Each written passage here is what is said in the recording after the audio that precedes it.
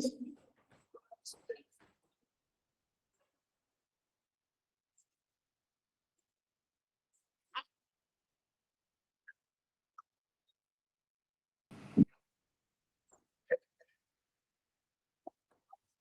very good morning to all of you. Welcome back.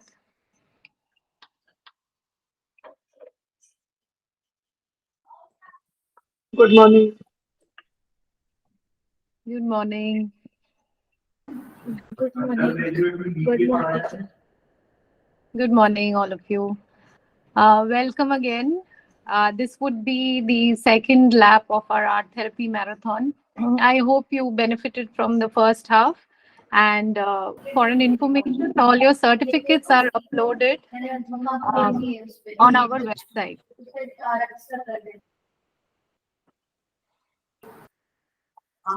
So, so I hope you could have downloaded it from our website. Our website address is emotionjar@.com. So you can go to our website and there's a section called free resources. From there, you'll get one button to download your certificates. So it's in a PDF form. In case you can't find your certificates, please reach out.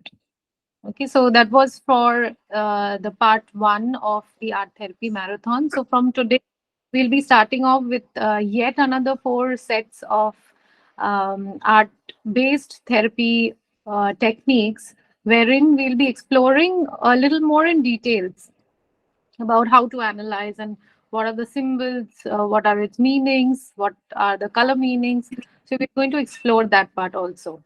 Today, we'll be doing the mandala art therapy. I'm sure all of you have known this technique, you have come across this technique, you have, witnessed others also doing it. But we'll look into two sides of mandala art therapy, which are generally used. One will be for mindfulness, and the other one will be for meaning making into a therapy session. So, with that context, do you have any questions before we start off?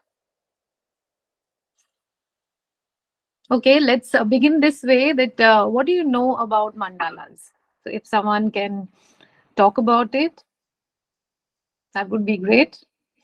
Before I start off with my piece of information, anyone who would like to volunteer in as to what mandalas are, or maybe are, we can quickly go through that. What, according to you, are mandalas?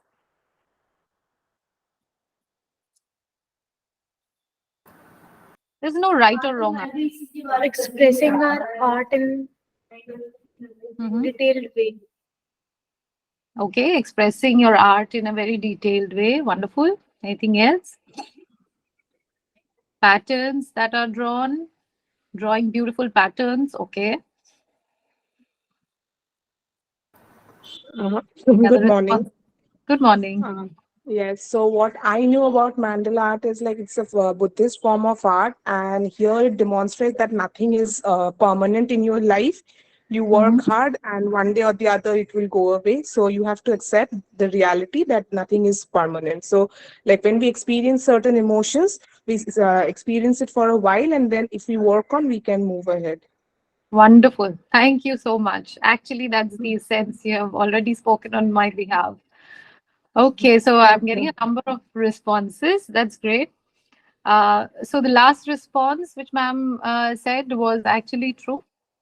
Mandala was made to be destroyed. Okay, so there are certain sand mandalas which are created and they are eventually destroyed. Basically, the circle represents the circle of life and beyond. So it's like a continuity, it's like infinity, basically, contained within a circle. And that too, there are certain areas where it keeps on changing forever. So it's like an ever changing thing which goes on. So in Buddhist forms, what they do is they create a sand mandala, very intricate designs on the floor, and then they destroy it after some time. So, which resembles that nothing is stagnant in life. Okay, so if we have our sorrows, we will also face our good times. So, life is all about good and bad times together, and nothing is stagnant forever. So, with that essence, we are going to start the class today, and I'll explain two techniques. Mandalas are very intricate, as many of you were talking about, but we'll emphasize on a different area. Both you can do it eventually. You can use two techniques if you want to, but for the class, since we are time bound, since it takes a lot of time to make those intricate designs, we'll more emphasize on the meaning of the mandala. So there will be sections on which we'll be emphasizing on four emotions and how we represent ourselves or manifest our inner desires on the mandala. So we'll be focusing more on that. So before that, I'll just go through the basics. These are the topics. We'll just go through a very brief area of the history. We'll look into the application, like what are the uses of doing this and the procedure. So basically, mandala is a Sanskrit word which means circle or a discoid object, and it has a lot of spiritual and cultural context from Buddhism, which trickle down to other parts of the world when Buddhist monks traveled across the Silk Route. So they kept on, participating in certain workshops and certain cultural activities, and thereby other parts of the world came to know about this particular technique.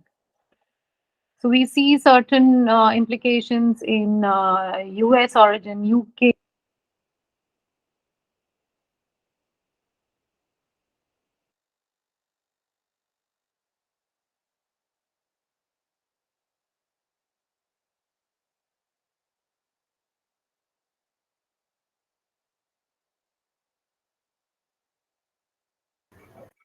Ma'am, we can't hear you. I think you're close your mic. Sorry, can you hear me now? Yes, it's clear. Thank you. Okay, so we can see this particular traditional form of mandala, wherein we see four colors and four sections, and there are various symbols imbibed. You must be wondering what are the squares doing inside the mandala, but that also is a representation of containment, what we contain within ourselves. So it's more like a rigid form which we hold within ourselves. Now, why are we doing this and what is the use of doing this? There are various studies done on the application part of mandalas, wherein they saw that it enhances your concentration level. It leads to emotional expression. Like after doing a series of mandalas, coloring in all the intricate details, you become more open to discussion. Then there is self exploration as well, where you introspect and dig deeper into your own subconscious self. And of course, it leads to mindfulness. That means being in the moment, which helps to manage anxiety, low mood, and the like. So these are a few basic implications. There are a number of studies which I have referred in the blog, which will be up tomorrow. So you can go back and check it. Along with that, there's something called symbolism. Now, symbolism would mean whatever you are working on inside the mandala will have specific meanings. So, that we'll explore a little later once we are done with the basic structure. Okay, for the basic steps, you need to gather materials. Materials would be a piece of paper and some circular object. So, if you don't have, you can bring in whichever objects, or you can use a compass also, no problem. Anything which is circular will help because that will be the basic form which we'll be working on. The step two would involve drawing out and filling in sections, which we'll see very soon. And step three will be part of introspection and analyzing the entire thing. So you can do away with the step three if you are not very comfortable, if you're just starting off with mandalas, but we'll just briefly touch upon the same. And then there's this whole symbol dictionary which I've uploaded on my website. So you can go and check and download that and use it for yourself. So any questions before we move in? Any questions you would like to ask? Hi, Dia. It's really Hi, nice to get back again. same here. So, Same here. yeah, I just had one question actually. Not a question. I think mandala is something I like abstract art. Okay, so I like splashing colors here and there, and so that the painting is colorful in itself, and I have to put less effort. So that is something I like. But for mandalas, I think you need actual patience to sit down and draw these designs, fill in the colors, and not get out of those lines. So yeah, I think patience is something that even if you're in chaos or if you're anxious, bringing all those attention there in the paper, it becomes a bit difficult, don't you think? Yeah. Yes, absolutely. But it's again up to you what your comfort zone is. You can start off with very basic designs. What we'll be doing is a free form of mandala, and it's only its implications. We'll not work on the intricate design part. Intricate designing is time consuming again, requires a lot of patience, as you said.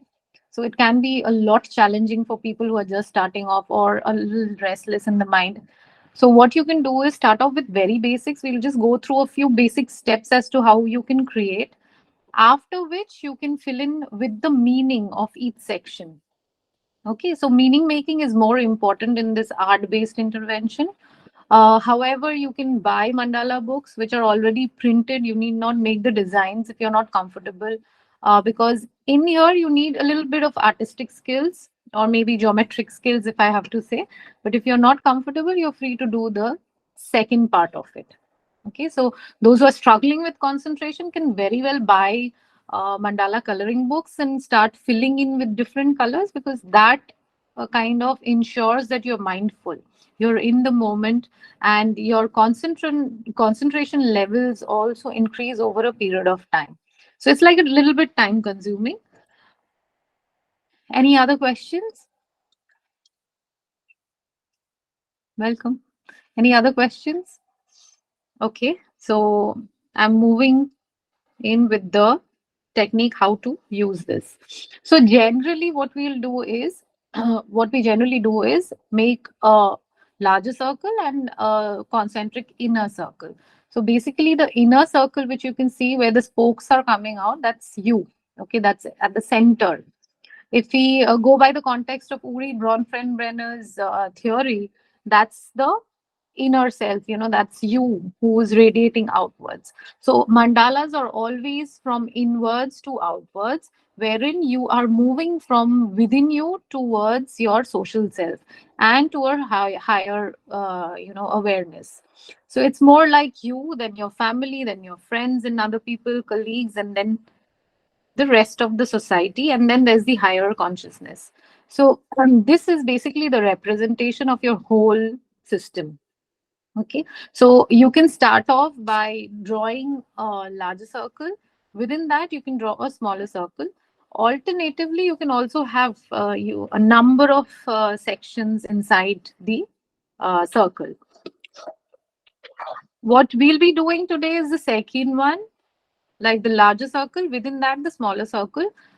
Try not to draw the lines right away, because I'll explain what each section means in a traditional mandala, okay, which Buddhists used.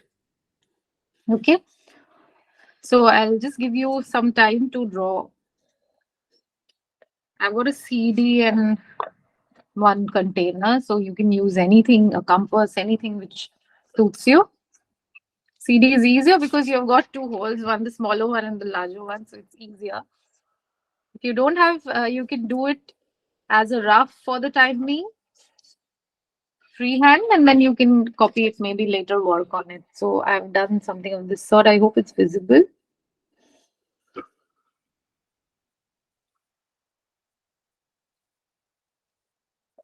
You can draw the inner circle a little bit more larger than this, because we need to write down and color it a few things.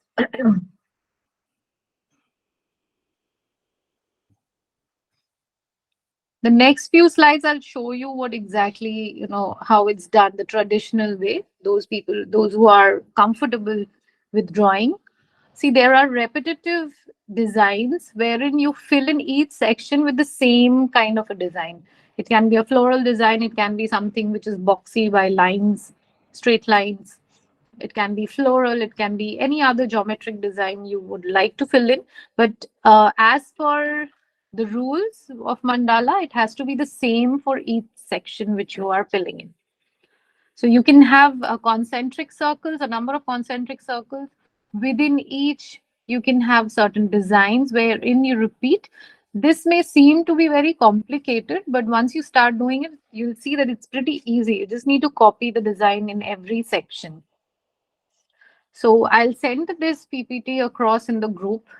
You can readily, refer to it. And there are n number of designs available on Google. So you can just Google search and do it. But I would encourage you to come up with your own designs, because each of these lines and curves has certain meanings, which is there uploaded on the symbol dictionary. So you can refer back after you are done. And again, taking the essence from that particular story of destroying the mandalas, it's never a constant thing. So as you evolve as a person over a period of time, you'll see that your designs are also changing. Okay, so once we start understanding the meanings, I'll discuss about it a little.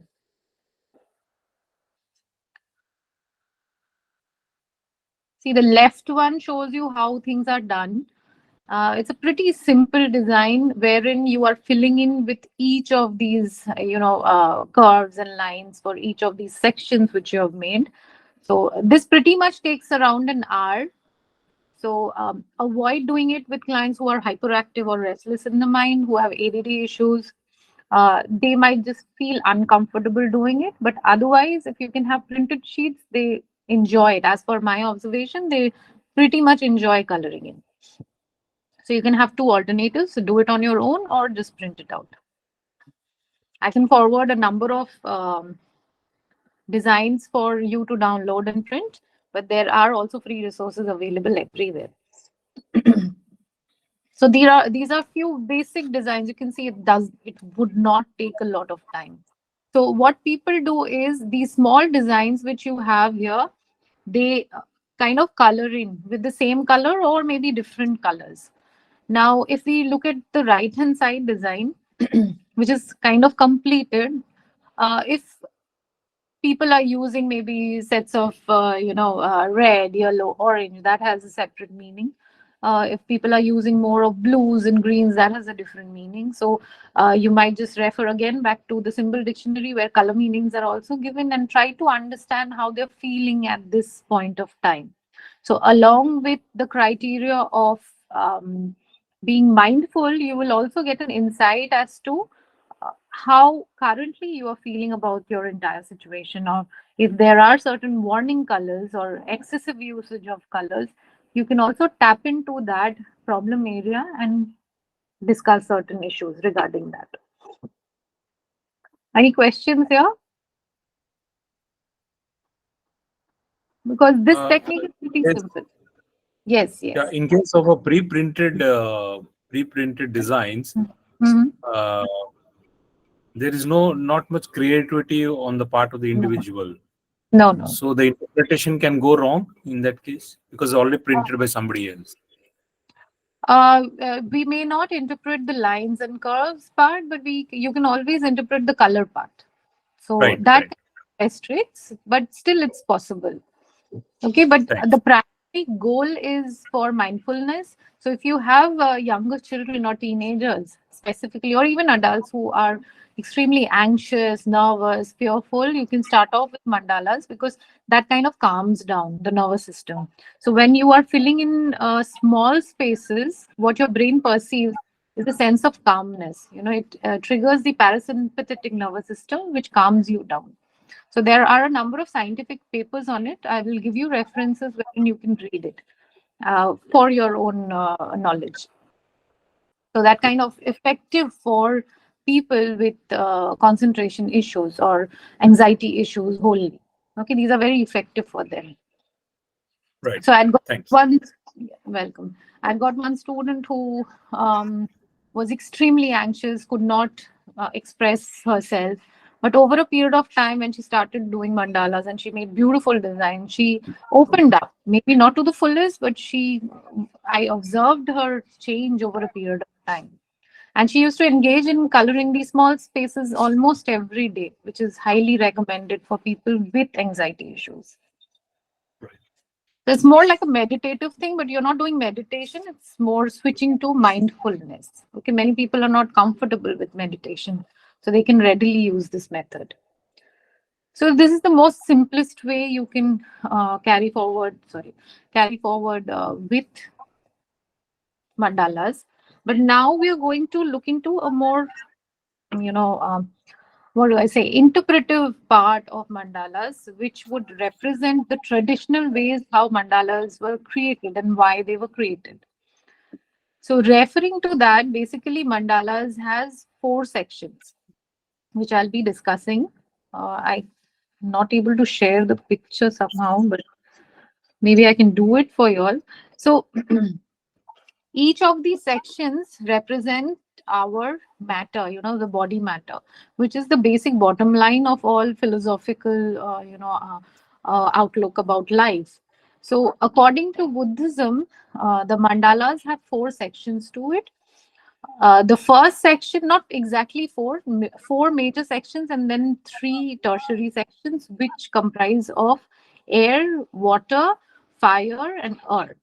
So, air is represented by the color green, water represents white, yellow represents earth, and red represents your fire.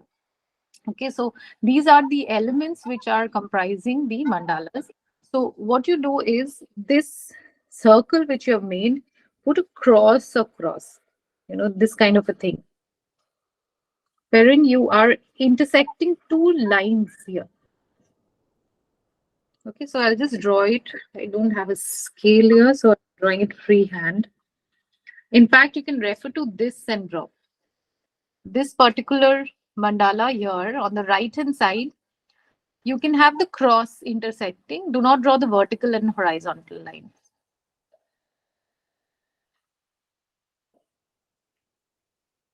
So we are making four sections to it, basically, this way. I hope it's visible. Yes, yes. Okay. So this way we are going to make our mandalas. Now this portion you can write as air, this portion.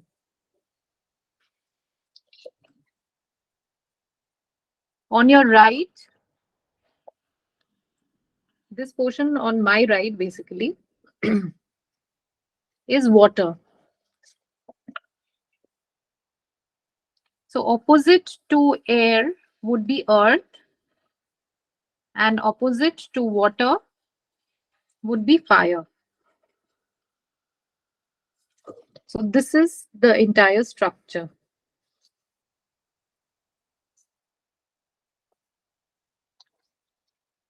So we have air, earth, water, and fire.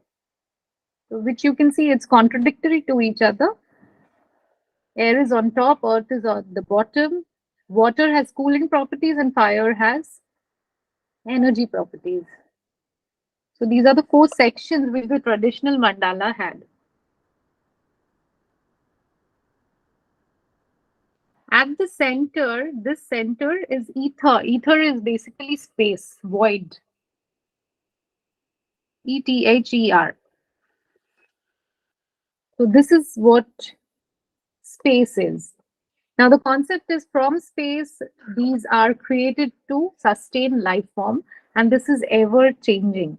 So with that context, we are going to work on our own self and try to figure out what each of these portions mean. Each portion has a specific meaning, emotion attached to it, and how we are representing that will be explored today. So any questions before we move on? This is the basic structure which we are working on today. Anything you would like to ask here? Is it the same thing that used in mudras? The meanings are same? Meanings, I'm not very sure about mudras, sir, but Okay. I'm really not very confident about that. So maybe once I start discussing, you can also share your own insights about it. That would be interesting. Okay. Okay. Thank you. So these are basic 5 sections, you can say, with ether being in the middle, which is called the space or the void. Okay, so according to Buddhism, everything starts from space and that fills in everywhere through these 4 forms in the material world. Now, apart from that, there are 2 other planes which are called the zenith and the bottom plane, which is called the nadir. Okay, so zenith and the nadir means, zenith means spiraling upwards, nadir means spiraling downwards. So basically, this is the whole structure. It's more like a sphere. If you can understand, everything about mandalas is about spherical structures. So it's like a sphere and it has 4 sections with the core, a top, and a bottom. So that's a 3D explanation I can give you. Now, as for each section, avoid working on the color part, because for them color meant certain different things for different elements. But we'll just try to work on the emotion part for each of these sections. Now, for water, it all talks about anger. Okay, anger and how you can manage it. So what I would like you to do is, for this section, the water section, draw in whichever way you want to, like repetitive patterns, which comes to your mind when you think of the emotion anger. So maybe for right now, you can have one small section covered in, you can fill it up later. We'll just try to explore what is what. Okay, so for anger, this section, you can have a part where you are drawing in your patterns as per keeping in mind anger, the emotion anger.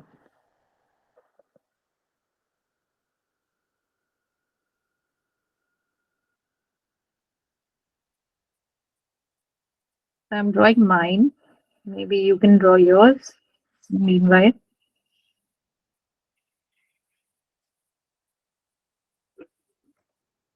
So I've drawn this as my pattern for water or anger.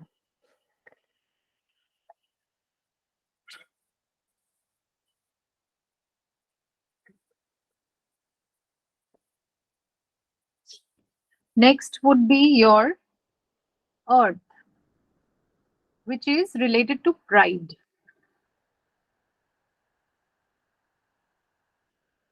So keeping in mind pride, you need to fill in your patterns.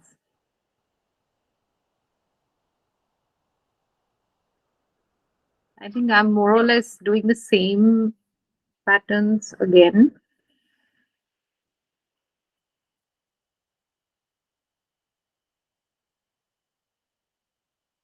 For the timing, you won't have much time because we have a time restraint, but you can always work on it after we discuss. Pattern for pride under the earth section.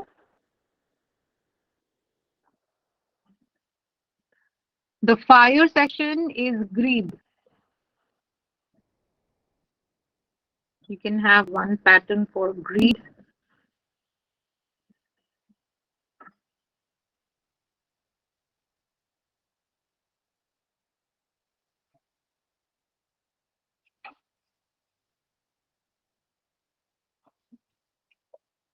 This is what I do for greed.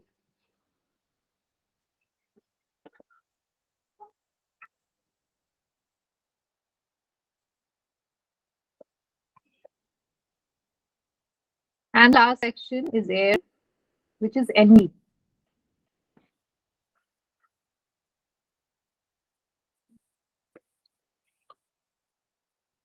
Can you repeat for fire section?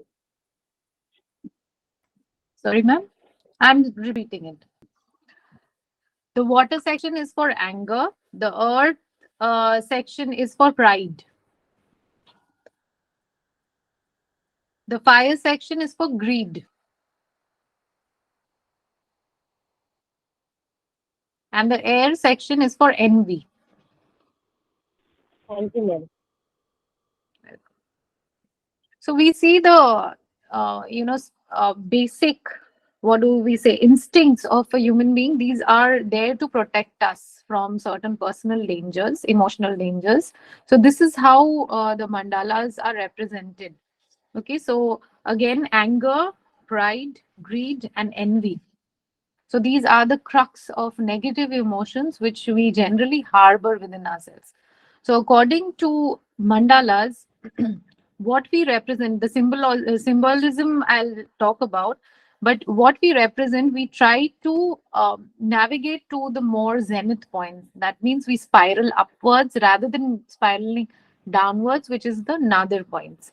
So from here, we start doing certain things or making about changes in our lives wherein we can bring about positive changes and more spiral upwards, like we had for Maslow's theory, or maybe the different chakras of a body. The more you spiral upwards, the more unearthly you get, and the more open minded, or you reach your consciousness to a level wherein you feel fulfilled. Okay, so the same concept is highlighted here. So after you work in with your patterns, we'll just discuss briefly as to what is what. So I have done a number of,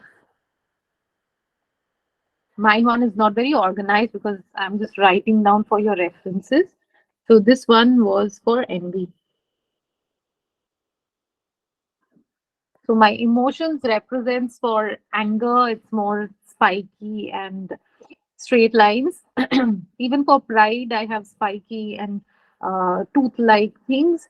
For fire or greed, I have waves, very, very opposite to what I've done for anger and pride. And envy, I have straight lines. Okay, so if you would also like to share what kind of patterns you have drawn, maybe is it similar? Is it totally different? Anyone who would like to share?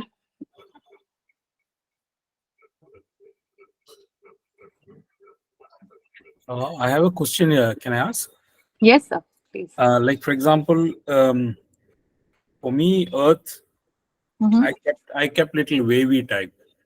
Okay. So the pride Yeah. was like wavy type. But in your case, it could be different. So, Yes, is of there course. any? Yeah, it's any common what I should say reference point where uh, Yes. because it works opposite for each other. Yes, of course. How There do I is a interpret? Yeah. yes. We generally look into symbol representations. Now, symbol representations has certain connotations or meanings attached to it. Say, for instance, wavy lines. If we talk about the most general symbols, wavy lines generally represent some form of emotional attachment. So, if you Okay. have pride as wavy lines, there is Hmm. some kind of emotional meaning attached. So the feeling of pride comes through emotional involvement rather than materialistic or more regime based things. Mhm. Like, the sense of pride for you would be an emotional involvement with certain things. Okay. So the sense of pride may be blocked if people are not emotionally engaged with you or do not show you gratitude. Hmm. So that is blocked. So that represents generally the symbolism represents that way. Okay, so there are certain common points which we'll just briefly explore after this. All right. All right. Okay, any more questions? So before we get into the meanings, I will tell you how to, like Buddhism told us, like how to contradict our emotions in this way. So basically, for water or anger, reflection is a point where we can start working on. Reflection would be an inner reflection as to what would help me reduce my anger, what actually disturbs me, or what actually blocks me. So, inner reflection is one criteria for spiraling upwards and moving away from nadir. We are spiraling upwards to zenith and moving away from nadir. So, the more you self reflect, the better you will manage your anger. So, self reflection would include what all things disturb you or what all things blocks your motives. So that way you can understand your anger bouts or anger problems if you're having, and then work upon it. For pride, having a sense of compassion or equality will help you understand how you can get rid of your pride and move to your zenith point. So pride can be due to various reasons. Maybe someone did not appreciate you when you were younger, and thereby you're right now very proud of yourself, and you disregard other people. So here, a sense of compassion and equality will be very, very helpful. A sense of equality that all people are same as me. It's just that circumstantial situations may have led to different outcomes. Okay. The next one is greed. Again, greed is related to certain materialistic or very basic need motives, which Maslow talked about, like the very basic ones. So, if you find yourself a lot more, engaged in some kind of materialistic form, again, here you can have a sense of compassion, a sense of extending help towards others rather than only catering to your needs, which will help you transcend to the top or the zenith. The last part, which is envy, it's about personal accomplishments. Why are we generally envious towards others? Because we are not very comfortable with who we are. Okay, so understanding yourself again becomes what your accomplishments are, what you're good at. So this will help you transcend again to the zenith and move away from others. So these are the basic teachings of Buddhism as per the mandalas. And these are the core values which are given against each of these negative emotions, which one can work on. Now, you must be wondering why this areas of personal accomplishment and reflection and equality and compassion. Because if you reflect on it, these four emotions will help you to become a whole, a person who is holistic in every possible way, and a person who is spiraling towards more of self discovery and more of a very peaceful life. If you can control these four emotions in your life. So, any questions before we move on to the symbol meanings? Yeah, ma'am. I have a question. Yes, please. See, you correlated somebody being ungrateful to the water part of it and Mhm. unappreciative to the earth part of it. What about the Mhm. greed and the envy? What actually leads to the greed and the envy part of it? Greed is basically you are only catering towards yourself, and envious is basically you are not very comfortable with who you are. Okay, so generally greed and envy comes through that. I'm envious of someone else because the person maybe have achieved or done something, and I'm not sure whether I have that or not. I crib about things. Okay, so I'm not very accomplished, or I don't have that sense of accomplishment or fulfillment within myself. And thereby this problem arises. Okay, we try to compete with others, we try to get across a lot of things which we are not maybe made for or comfortable with, but just in order to achieve, have a sense of accomplishment, we try to uh, not be appreciative towards others, but also at the same time crib about things. So a lot of times Okay. acceptance is not there. The moment you Okay. start accepting, the time, that point of time, you start working about your environment Mhm. and yourself. Okay, this is So it's more to do with self acceptance than what other people cater to. Because yes, anger and pride usually is from that you feel anger exactly. because somebody's feeling made you feel ungrateful, okay, or Mhm. somebody didn't appreciate you. That's when your pride leads to. But this greed and envy is a self acceptance thing. Yes, yes, Okay, yes. perfect. Ma'am, also can you repeat the colors because I joined it a little late. I got my Okay. invite. I didn't see my invite, so I got joined a little late. So can you repeat the colors Right, for right. the water, earth, and fire and air? Yes, yes, yes, yes. Yeah, Water is thank white. you. Mhm. Water is white. Earth is yellow. Fire is red, and air is green. See, these are not Green. stipulated color meanings, but this is how they represented the different elements. And the ether part, which is void, is blue, generally considered to be blue. Okay, With thank you. zenith being a very bright light, not a specific color, Mm-hmm. but diamond like shine, and Nadir being Mm-hmm. like the black hole, the void, basically, that kind of a negative void. So zenith is on Okay, top, there is at the bottom. So that's more or Okay. less like. Thank you. Welcome. Got the point. Thank you. So basically, the two quadrants which we have, which is anger and pride, is more reflected towards blocking of your emotions. So we are going to introspect on these two as to what our patterns are, or if you have doodled in something, if you have made certain pictures here, what does this mean? And the other two part, which is more towards the um, non-fulfillment, or you fail to understand yourself, basically what you're good at, and you are not very satisfied with who you are. Self-love is missing, acceptance is missing. So these are the two major sections which you can work on. When you start working on this, you'll see a lot of conversations opening up about these four basic emotions, which actually pulls you down. If you have too much of it, if it's heavy on you, it pulls you down to another point.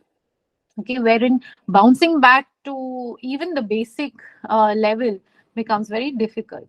So your aim through this activity would be to explore how fixated the person is, or how he or she is transcending down to the another point, and also enable the person with these four counterparts how to transcend to the zenith point. That would be the chief goal of this entire activity. So basically, the symbol dictionary, which I've compiled, and there will be, minded, there will be lots of other symbols which are coming up, but I have just pulled it down to a few, around 58, 57 of pointers, wherein you can use this in mandalas and anywhere else. Okay, so these are the basic meanings to what each line or kind of symbols represent. So if we go by this part, the circle, which is again represents the mandala, is the wholeness. If you have dots or if you have circular patterns, this would actually represent you, okay, in your life. If you have too many scattered circles or too many scattered dots, it would represent different parts of you. Uh, Maybe shows a lot of confusion in that area. Okay, so if you have a lot of circles, say for instance in the anger section, it might just represent that you are sporadic with your anger. There are sporadic forms of anger, maybe outbursts, or you're not very sure of what you're doing. You are a different person at different times. So that might symbolize this. So each of these emotions might represent some form of volatility, or you're not very consistent with that emotion. There can be an indication of confusion. If you have square structure, it's more about stability, a very solid foundation, and also boundaries. You try to draw in boundaries, you become very practical. Anything which is boxy by nature, pointy by nature, is more towards, aggravated emotions, wherein if it's pointy, it's more like it's aggravated at this point of time. So I can see a lot of spikes in my anger and pride part. So which I have to reflect again what how it's coming up, or if I've pent up energy inside me. So if you also have the same thing, boxy triangle patterns, it would represent strength, balance, stability, structure. But at the same time, if it's overwhelming, if you have big things drawn, or if you have very sharp objects drawn, maybe that would represent too much of that emotion, which you need to curb down, which you need to again reflect and curb down as to why you have this emotion in a very rigid way, in a more bloated up way. Okay, then we have triangles. Triangle generally again represents balance, strength, transformation as per the boxy structures.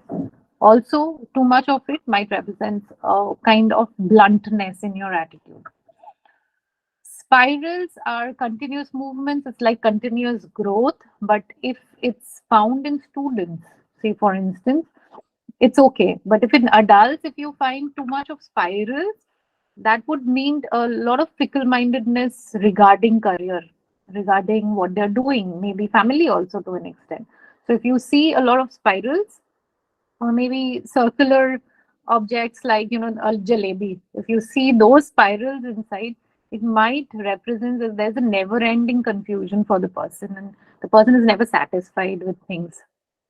So kind of represent which quarter of it lies, and try to brainstorm as to what can be done in order to curb that. So if we go by these lines, you can read through the other parts also. It's not possible to discuss all 58, 59 of them, but just a few pointers which I can discuss are: straight lines again represent stability, order, structure, balance, clarity. But too much of straight lines in your whole mandala, if you have the entire mandala drawn out only through straight lines, that would kind of show you that the person is too much into regime, too much into logic, wherein it becomes very the person becomes very blunt and emotionless. So try to explore in those areas as to why all the emotions are similar to only lines and lines and lines and no curves at all. Curved lines, again, if you have too much, it's good if you have one or two, but it might just represent fluidity, movement, grace, and a sense of flow and adjustability. That's kind of nice. But if you have too much of it throughout the mandala, it might just represent that the person cannot draw a boundary. There is no rule or regulation for the person, and the person just goes by anything and everything what other people are saying. So they're more gullible by nature. So that can be one indicator wherein you can start reflecting on drawing boundaries. So all of these have, oh my God, sorry, all of these have certain representations. But if we go by the color meanings, if you have colored in something, or if you even the original mandalas, the coloring book mandalas, if you have colored in, these are the meanings which you can refer to. These are the positive sides which we are looking into. At the same time, there is one section where the excess or too little is given. So whatever is written in excess, the opposite will happen when it's too little. Okay, I'll be sharing this. It's already, I think, uploaded on our website. I'll just show you where. Okay, so these are where you have to look in. If you find these colors in excess, it might represent certain negative emotions.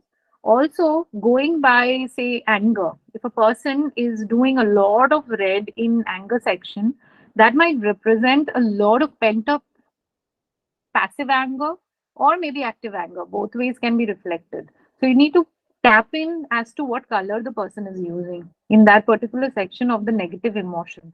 And to contradict it, like we reflected on the four ways of contradicting it, you can more psychoeducate the person, maybe do some CBT worksheets as to how to get rid of that negative emotion. So it's not only one element, you're looking into the structure of lines, you're looking into the symbols, you're looking into the colors, and then analyzing each part separately. Okay, so generally what we do is write a report on each of these sections after taking the basic elements, referring to the symbol dictionary, and then compiling it together. So it's like a little challenging, but once you start doing it, you'll get the hang of it. Say orange is a very positive color as such, but if you have too much of orange, then there is overstimulation. Your nervous system is always triggered, which can be a sense of stress to the person. Okay, it might be an onset of chronic stress over a period of time. So if you are always overwhelmed, you may not be able to take sound decisions properly. You won't be able to have proper judgments because your body is always in a fight or flight mode. So if you see too much of orange everywhere, try to induce calmness in the person, try to have certain brainstorming activities, maybe certain concentration activities which the person can engage in, at the same time relaxation. Even with yellow, too much of yellow is a sign of anxiety. So that will be clear indicators as to how the person is going about in present times.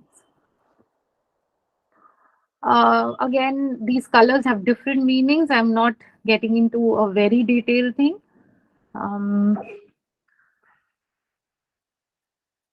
Okay, now we come to the symbolism part. If you have drawn doodles, which you can do it after the class also when you're doing it on a fresh piece of paper, try to have a calm corner, dedicate half an hour to work on this.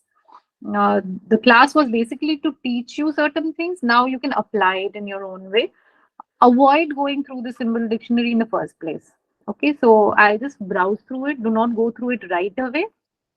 Once you doodle in, color in, or maybe draw out your patterns, you will be able to shift back to this and try to write down what exactly it means to you. Say, for instance, a person having heart symbols, which is very commonly found in a lot of places for in case of mandalas. So if you have heart, you are kind of an emotional person. You're seeking love. If you have too many of them, it indicates that you generally lack that area, and you're looking for empathy, you're looking for emotions, or maybe you are totally an emotional person. You give in a lot, you empathize with people a lot, and then thereby you feel that secondhand stress. Secondhand stress is basically coming from someone else. It's not my own problems. But since I'm too attached with other people, or maybe I think too much about other people, I generally get stressed out. So these might be certain indicators wherein you can exactly problem solve with either for yourself or someone else. So there are kind of number of symbols. It's like a very long dictionary, so you can refer as per your need. Okay. But for the time being, try to concentrate on lines and colors, which will be easier to understand. Okay, so as a kind of your assignment, you can work on this with a very clear mind after you have brainstormed as to what the technique is.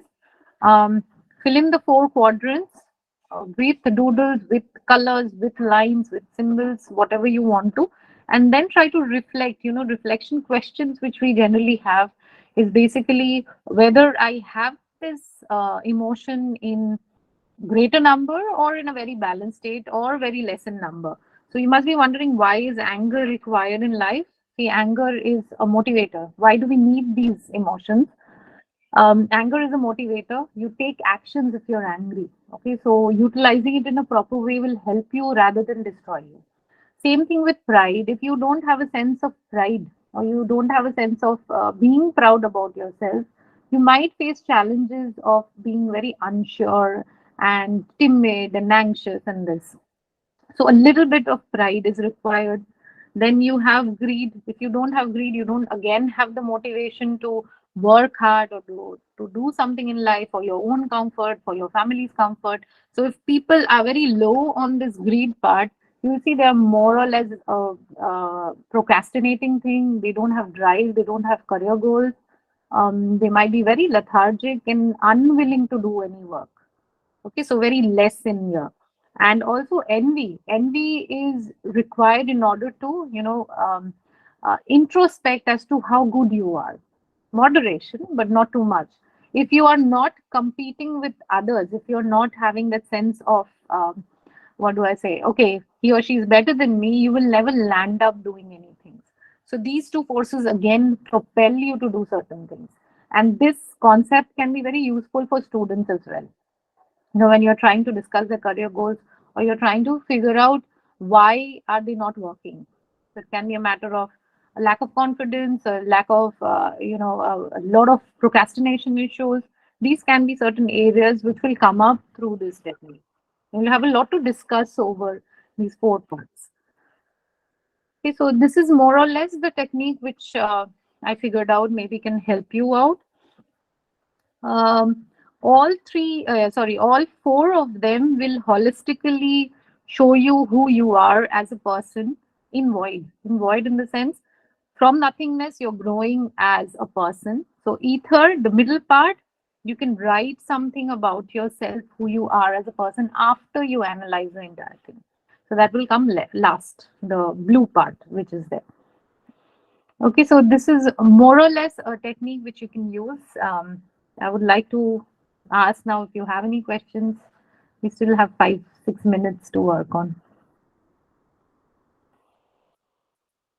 If See, this can be a little complex since we are into art therapy marathon part 2. We'll be more exploring the symbolism part, because only doing art therapy based techniques might just relax you for some time, but if you don't exactly know the direction as to where you're going, or you don't know how to evaluate certain artwork, that won't give you much of an insight as to where to work on. So apart from the relaxation part, this might also help you develop as an individual in order to understand, what are the things which can be put back in place rather than just finding a needle in the haystack. Okay. So I would request you to get into the practice of understanding. We are never sure about a particular thing in, the psychodynamic theory. It's not possible to pinpoint certain things because of low validity, but you can always have a reflection on the same. Okay. Someone writes a lot of questions. Okay. Let me see. Do we have to make more circles as stencil for layers? That's totally up to you. Okay, that's absolutely up to you. There's no hard and fast rule that you have to make this number of circles, concentric circles. You can just have it blank as well. Blank in the sense with no concentric circles. How long should it take per session? It generally takes about an hour, half an hour for working on it, because there's a lot of coloring, there's a lot of symbol making and all. So give approximately 20 minutes to half an hour to work on the mandala. And then once you're done, maybe you can have a brainstorming sessions, or basic interview section, or they can write down, journal in how they're feeling about it, what are the emotions which are coming up. Analyzing part comes a little later. Once you are done with this, once they have vented out, once they have brainstormed certain things, then you can refer back and check back what are the areas. And in the second session, we generally discuss the symbols. This can be carried forward, absolutely carried forward, because it takes a lot of time again. The first technique which I told you, coloring in the small spaces, it is really not possible for a person who's restless to sit through half an hour. So you can divide, maybe every session the person comes, you can end the session by drawing in or coloring in for 10 minutes, maybe, just in order to relax the person. Or if they are coming in very hyper, you can ask them to tune off and do some coloring and then start talking. Or if people are, if someone is very blocked with their emotions, they don't know what to tell you, you can always give the sheet and start. The same sheet can be done over and over again till it's completed. So that also gives a sense of pride once it's completed. So you can always do that. Which age generally works with teens, but younger children also, the more simple designs, they also enjoy coloring in. So that can be given at maybe late childhood and upwards. So that's fine, I guess. How to evaluate is a big question. You can refer to the symbol dictionary for the time being. If you have any queries, you're most welcome to write to me or drop in a message. I'll try to help you out in whichever possible way. What I was planning for this particular series, like the 4 ones which we'll have, I'll have a support group as well, so that anyone having problems, it will be a small support group. So anyone having problems, we can just discuss about the questions which are there in your mind rather than learning any more new technique. Okay, so this was from my part. I hope this was helpful. Maybe a little complex, but once you start doing it, it will really be helpful for you as a professional as well. Ma'am, I have a question. So I Yes. see this particular pattern in my mandala. So Mhm. what is this pattern actually? So I'm not able to name it. Yeah, this is a wavy pattern, ma'am. Circular wavy pattern. Okay, okay, You can refer to the circular or wavy pattern. okay, okay. Ma'am, can I ask a question? Yeah. Yes, yes, please. Well, we have seen certain designs and patterns. I went through that symbol dictionary, and it's quite clear and very well written. Understanding. Thank you. What if a person who feels hopeless and worthless, and they make some scratches? I mean, there is no pattern at all to what they do, and straight away we can make out that something disturbance is happening. But is there anything, because in the entire patterns which you mentioned, everything is relating to something positivity. Yes, yes. Yes. How do we identify negativity in terms of lines and designs? Is there anything like that? See, if you have too much of it, like I said, like if you have too much of straight lines in the mandala, too much would be all four quadrants or maybe three quadrants are filled with straight lines. That means the person is very, very practical in nature, nothing wrong in it. But the thing Right. is, the emotional aspect is missing in the person. Or Okay. too much scribbling. Scribbling generally means a lot of sporadic Mm. emotions. It may be fear, it may be anxiety, it may be anger. It can be any other negative emotion which is coming out through. So the person is unable to kind of channel their negative emotion somewhere. So thereby those scratches everywhere. So if you find one or two, it's better to ignore. Maybe we all have our hard times sometimes. But if it's too often, we generally look for this area, whether it's too often, too pressed, the pressure, if Yeah. it's too pressed or if it's too light. Mm. Okay, so too much of it might mean an overwhelming amount of that same trait, and we try to look into the negative, what can be the cons of it, rather than looking at the pros. And too little of it also would mean that the person, maybe straight lines, if we say, if it has too little of straight lines, the person is too emotional, the opposite Right. emotion. Right. Okay? So And thereby, we can ask that person what does this mean? yes, yes, of course. They might also come up with their own symbol meanings, not necessarily what psycho therapy teaches us, but it might be also the same thing with them. So it's an open discussion. This might lead to a lot of discussion from your end. Right. Thanks so Okay, much. welcome. So I just show you where the symbol dictionary is. It's under our free resources. You can see this is our website and this is the free resource tab. This is the free resource tab. Once you click in, this page will open. And under that, you have free resources, which we regularly update. That's a different part altogether. Certificates from Marathon 1. If you have already participated, you can download it from here. And if you don't have it, please reach us. The certificates are very beautifully designed. Yeah. Oh, thank you. Thank you. Beautiful. They're And really, yeah. thank you so much. And the symbol dictionary, which I just showed you, we'll update this free resource part more often every week because we are working on CBT and RDBT worksheets. So you can download it from our drive itself directly. So I guess this is it for today. I hope it was useful for you.